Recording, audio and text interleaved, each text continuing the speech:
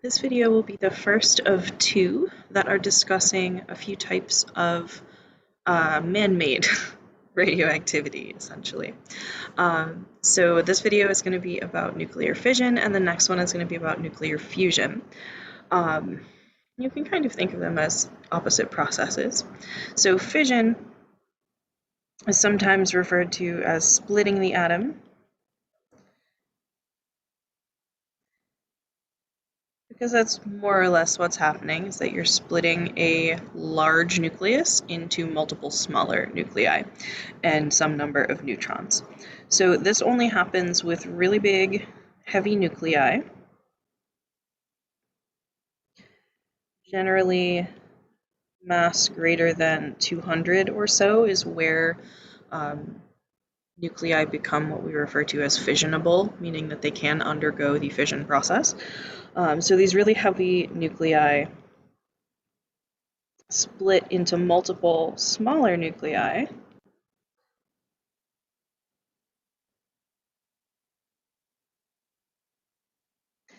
And usually some neutrons.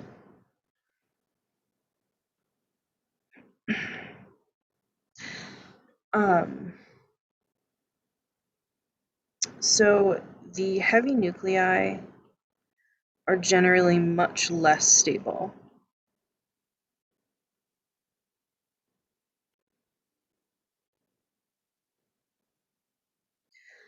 So that means that they are higher in energy and they're creating products that are more stable or lower in energy, and that energy has to go somewhere. So that energy is actually being released by this process, and it is a lot.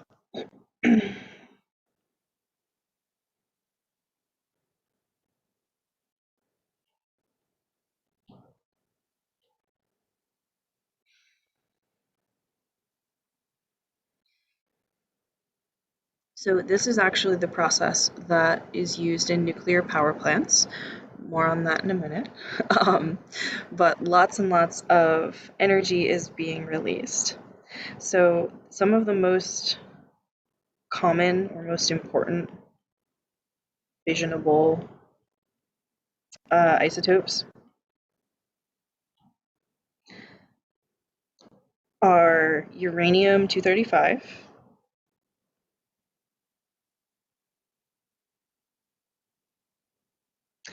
this is a naturally occurring isotope.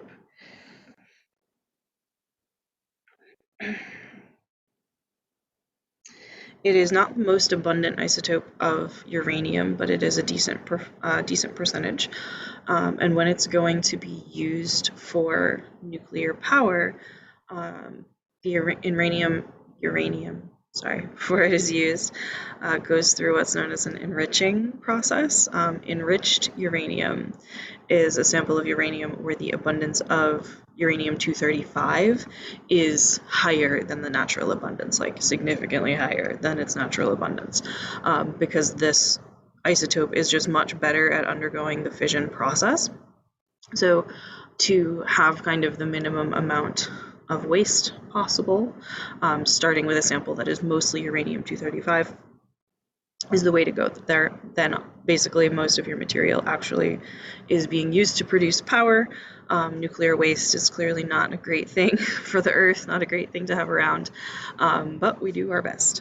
So this one is a naturally occurring isotope. It is the isotope that is most commonly used in power plants. The other one to be aware of is plutonium-239. So plutonium is not a naturally occurring element. It is man-made. It is what you get when you take uranium-235 and you shove an extra alpha particle into its nucleus. It is also very good at undergoing fission. Because it's not naturally occurring, it is much more expensive and labor-intensive to obtain. So it's not as commonly used. It is not generally used in nuclear power plants, but it is used in some nuclear weapons. So when the fission process happens, let's look at an example. So let's look at uranium-235.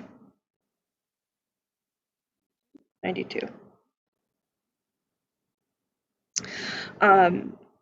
The fission process is not super predictable. You can't really say exactly what is going to form.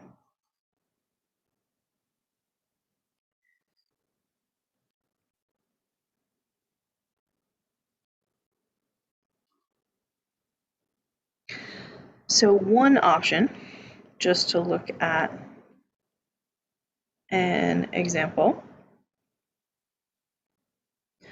is that uranium-235 gets hit with a neutron. So this is an important feature of nuclear fission. This doesn't happen in nature. We have to do something to kick it off. We have to do something to kickstart this process. And that's what this neutron is for, that we are taking this unstable nucleus. Fissionable nuclei are all very unstable, and they're just kind of like almost waiting for something to kick them off, to kick off a reaction.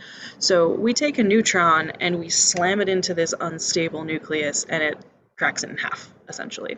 Not equally in half, but cracks it into smaller pieces.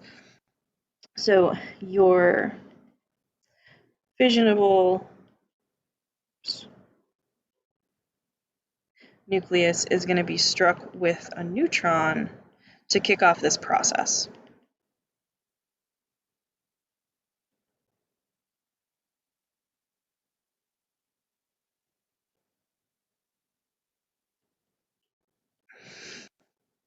So again, there are any number of ways how this can split in half, how this can split into different isotopes.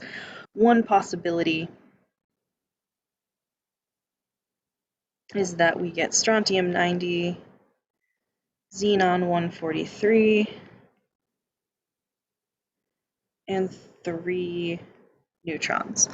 So note that this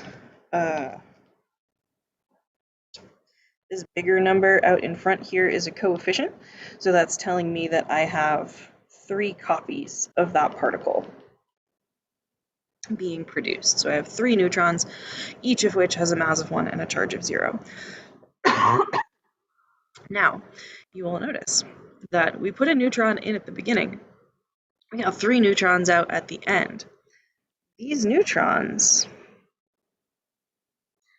can now go hit other nuclei and cause them to split and produce more neutrons. And those go on to hit more nuclei and cause them to split, and so on and so forth. So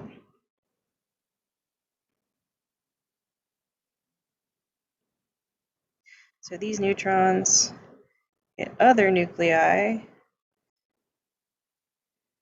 causing more fission.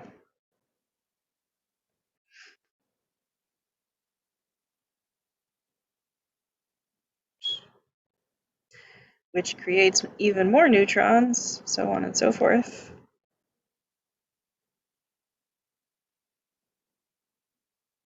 This is what we call a chain reaction, meaning that we can start, at least in theory, with 1 neutron that hits 1 atom, and that creates 3 neutrons, which can go split 3 more atoms. Each of those is going to create a few neutrons. It's not always 3, which can go do a few more atoms. So now we're looking at least like 10 atoms splitting in that next round, so on and so forth. So if this is left unchecked, if we don't control this chain reaction somehow, that's when things explode.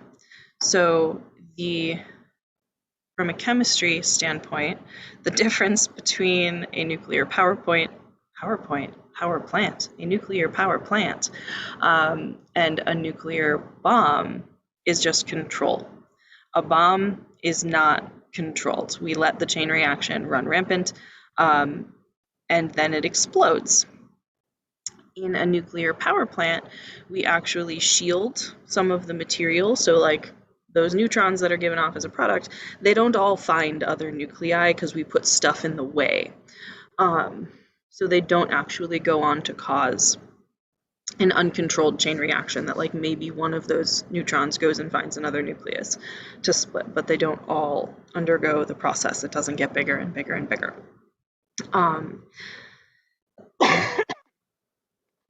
And also, in order for a chain reaction to occur, so our official kind of definition of a chain reaction is just that it is self-sustaining. It's a self-sustaining reaction sequence.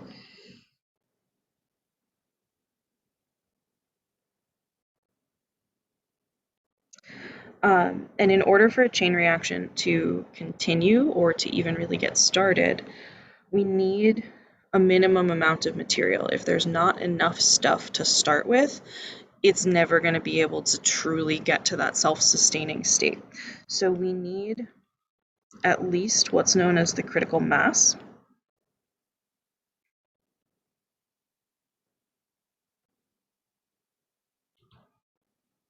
which is just the minimum amount of material needed to actually sustain that chain reaction.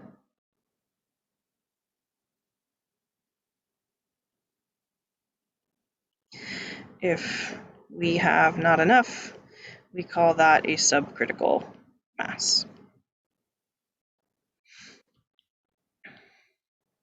So in nuclear power plants, what's really happening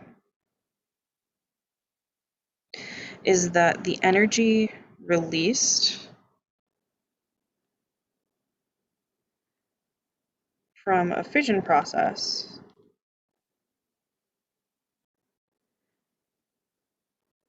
actually heats up some water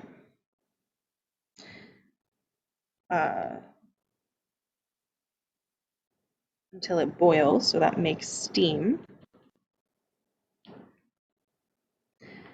And then your steam turns turbines, and we won't get into the physics beyond that, but your steam is turning some turbines, turning the motors that are actually creating the power that creates electricity. So in a nuclear power plant, our chain reaction is controlled.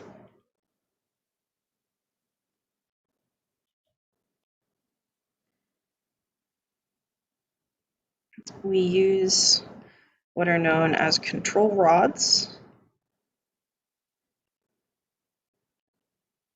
to shield the fuel from reacting too fast.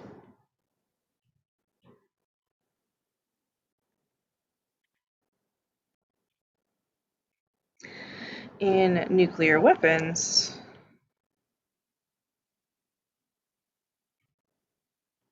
specifically those referred to as atomic bombs, there's two different kinds of nuclear weapons. One is fission and the other is fusion. So atomic bombs specifically are the ones that use fission. We actually start with two pieces of fuel that are less than the critical mass, but more than half of the critical mass. And when the weapon is detonated, those two pieces are combined. And in this case, our chain reaction is left uncontrolled. Chain, not chair. There we go.